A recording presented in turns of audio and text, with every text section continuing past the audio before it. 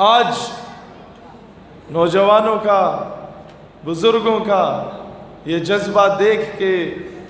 مجھے یقین ہو چکا ہے کہ وہ وقت دور نہیں ہے جب خلافت عثمانیہ کا پرچم دوبارہ ملا عمر مجاہد کا دور واپس آنے والا ہے انشاءاللہ، کہ آج کے بعد پاکستان امریکہ کے کہنے پہ جنگیں نہیں لڑے گا انشاءاللہ تعالی۔ آج کے بعد پاکستان اپنے فیصلے خود کرے گا، اور جب یہی جذبہ رہا تو انشاءاللہ تعالی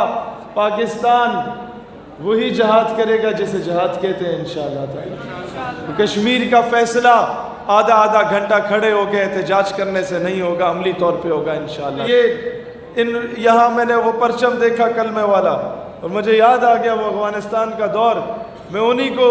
ان غازیوں کو میں یہ بات بتانا اس لیے ضروری سمجھتا ہوں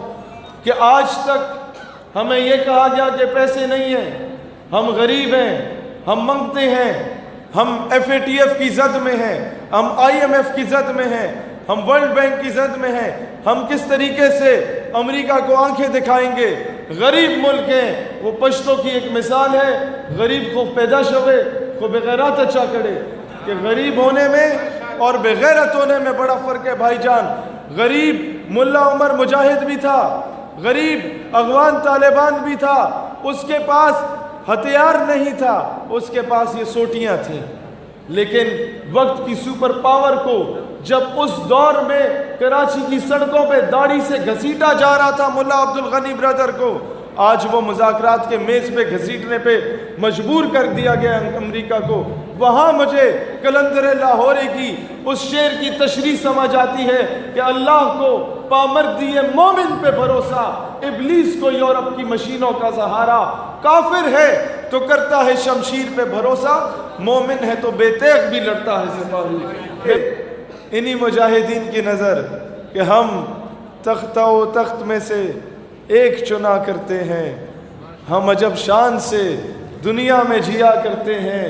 توپ کیا چیز ہے، بندوق کسے کہتے ہیں، ہم تو ٹینکوں کی صفیں چیر دیا کرتے ہیں۔ اور اسی وقت سے ملتا ہے شہادت کا سبق جب اپنی ماں کی گود سے دودھ پیا کرتے ہیں۔ دوستان ذی وقار، ہمارا پچھلے 20 سالوں سے مشرف کے دور کے بعد سے رویہ معذرت خواہانہ رہا ہے۔ ہم لوگوں نے جب تک دلیری سے مقابلہ کرنا نہیں سیکھا، یاد رکھنا یہ غلط کہتے ہیں تمہیں کہ اسلام یہ کہتا ہے ایک گال پہ کوئی تھپڑ مارے تو دوسری آگے کرو، نہیں، یہ میرا مذہب نہیں ہے۔